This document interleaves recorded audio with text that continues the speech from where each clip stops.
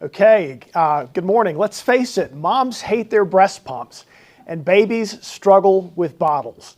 Our mission at MomTech is to make life better for moms and babies with revolutionary technologies based on nature as the gold standard of design. The breast pump that works like a baby and the bottle that works like a mom. When it comes to breast pumps, current technologies are the essential equivalent of a pulsating vacuum cleaner hose attached to the breast. That doesn't sound very natural, and that's what causes the pain and swelling of the breast tissue that makes mom hate their pumps. The momi pump has a soft silicone liner inside the breast shield that expands and contracts, replicating the action of a baby's mouth, preventing the pain and swelling. In recent clinical trials, 90% of moms found the momi pump more comfortable than their current pump, giving us a Net Promoter Score of 86.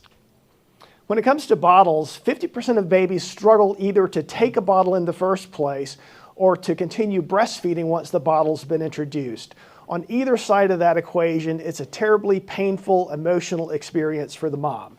On the bottle refuser, the mom is held captive to the baby for the first 6 or 8 or 10 months of the baby's life, unable to have a date night, a hair day, or to be separated from the baby for more than a couple of hours. And on the other side, it can bring an early end to the breastfeeding relationship, to that special bonding relationship that the mom has with the baby, long before the mom had intended to stop her breastfeeding journey. The momi bottle is the only one of its kind with a solid, soft, stretchy silicone nipple resembling human tissue that actually replicates the biomechanics of natural nursing, forcing the baby to feed from the bottle in the same way that the baby feeds from the breast. Preventing this two-sided problem. Our inventor is not only a brilliant PhD engineer, he also happens to be the former president of the country's leading breast pump company, Medela. After retiring, he spent the next 10 years researching, studying, innovating, patenting, prototyping, testing these technologies, resulting in one of the strongest patent portfolios in the industry, with 9 issued and 1 pending US patent plus additional international counterparts. I got word 10 minutes ago that patent number 10 was issued yesterday. Across both technologies, we address a $6 billion global market. Last year, we launched at the beginning of the year the baby bottle, and after a few months of dialing in the messaging and the product, ramped up to 100,000 in revenue in the month of August very quickly. At that point, it was wonderful and it was frightening because we actually exceeded production capacity and ultimately had to pull back to redevelop our design and production for greater capacity.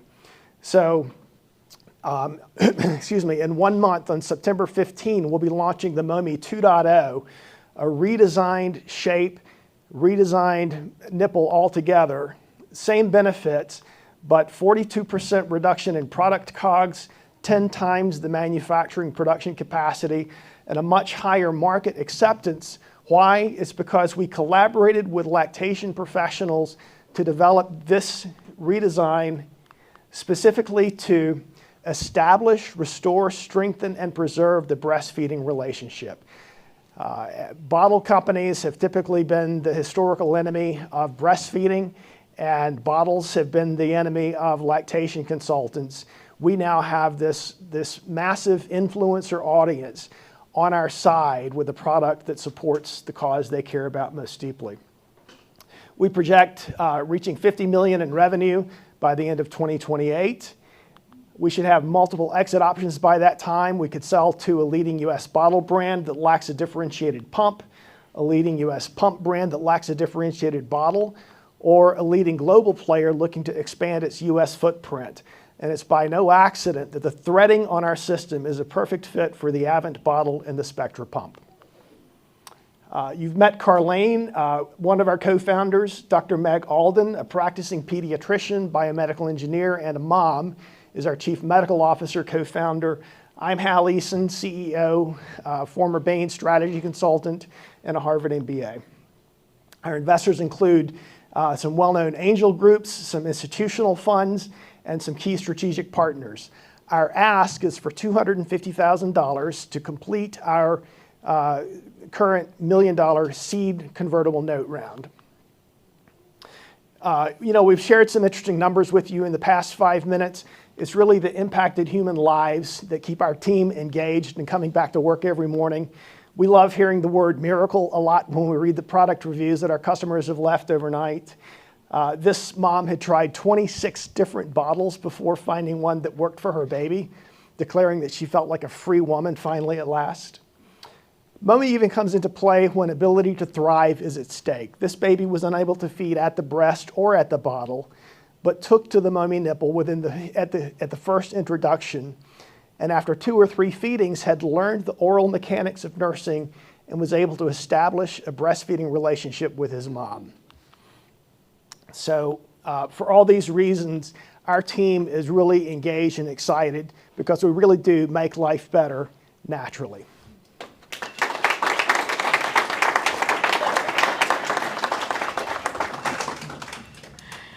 Oh, good job, Hal. Good to see you again. Good to see you. Can you go back to your traction slide and just talk a little bit more about revenue slide?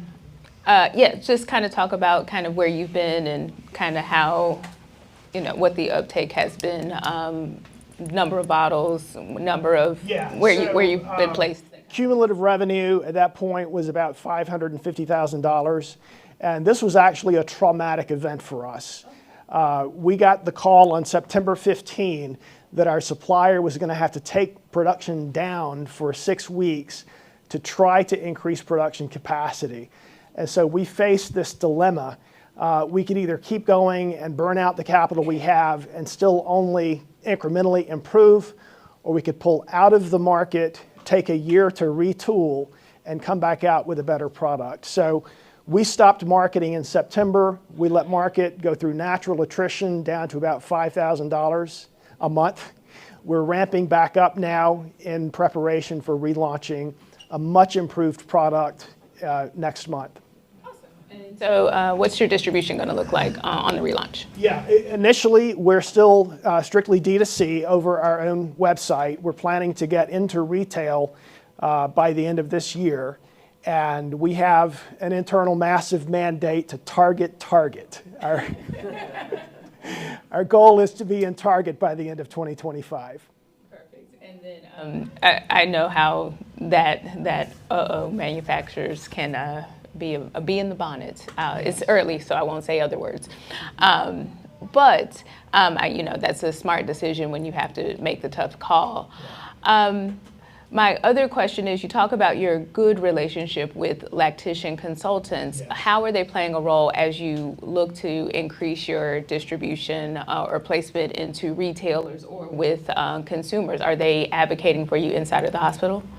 They are already. They will do so even more with the 2.0 design. This was the geometry that enables a deeper latch was the #1 point of contention that they had with our 1.0 design. Now we've built a database of 10,000 lactation consultants, including both private practice and hospitals. We'll be sending out direct email campaigns offering free samples to every LC who will take one. And then they become the natural organic referrers to their client bases, which gives us a 0 customer acquisition cost for every LC who becomes a product champion. Good presentation, by the way. On the D2C side, have you guys done your pricing model where you can actually get into a Target and make money? Yes, and we're actually, we have a roadmap to reduce our cost of goods that lets us maintain an 80% gross margin on product COGS. All the way down to a 50% reduction in our current MSRP. And through that MSRP reduction, that makes us a natural product to sit on the shelf at Target, the top shelf, but still on the shelf at Target. Yeah, for those that don't know, like a lot of people will launch a product and be like, I can sell it for $50 online, and it costs me $40, and they're like, well, then we're going to go into Target, and Target's, well, I need it for $10. So you got to think about that as you're going to market and scaling your business on that front. On the go-to-market, the one thing, like you mentioned Target and everything. So my wife and I have a baby products company as well. I've met your wife. Yes. All right. Good.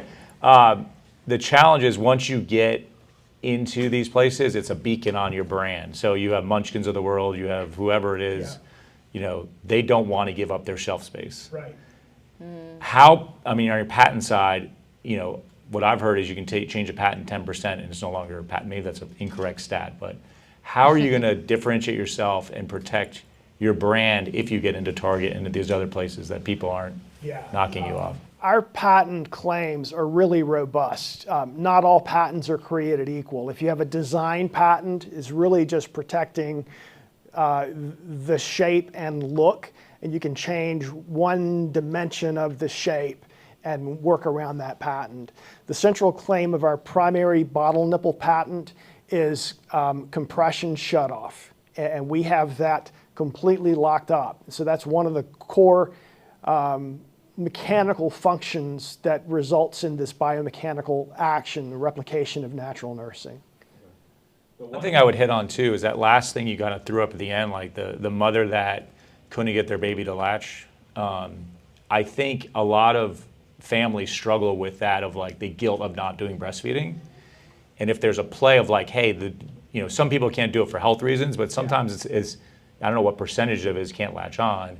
If you can get some numbers around that, and then also you have the hospitals coming in when you have your baby with their doctors teaching you how to do it, and you're like, well, it's just not working. If this is something that they can supplement and you can prove the facts around, I think there's a huge opportunity there for something to go viral around that component of it. We completely agree, and our data at this point is compelling, but it's anecdotal. LCs tell us that they have a 90% success rate with bottle refusers when they introduce the momi bottle. But we can't publish that or make printed claims around that until we've done peer-reviewed studies. So now that we have the product, we're also pursuing those peer-reviewed publications with robust studies behind them that will continue to open doors in years ahead. Well, welcome to the entrepreneur world, where perception is reality. Yes. 90% of facts are made up. So not saying that, but I would stress that, because I know for a lot of families there is a lot of guilt around not being able to breastfeed, or for whatever reason society makes it that way or whatever. But absolutely. No, I think the other thing is, I can't remember the guy's, Bryce Reck. I don't know if you've ever connected. I know Bryce, yeah. Okay, I didn't know. Is this an offshoot of him? Did you guys come up? There's I can't remember the name of the company. I was trying to look it up. we call them the three boob companies in Charlotte. There's Bryce Reck, and Dina Carey had a nutrition company, and then we have Momi. So the three of us have collaborated, gotten together. We have regular breakfast, et cetera. Yeah. Okay. All right. Let's just make sure. Bryce is actually an investor in Momi. Oh, cool. Yeah. Good. That's it. All right. All right. Thank you so much.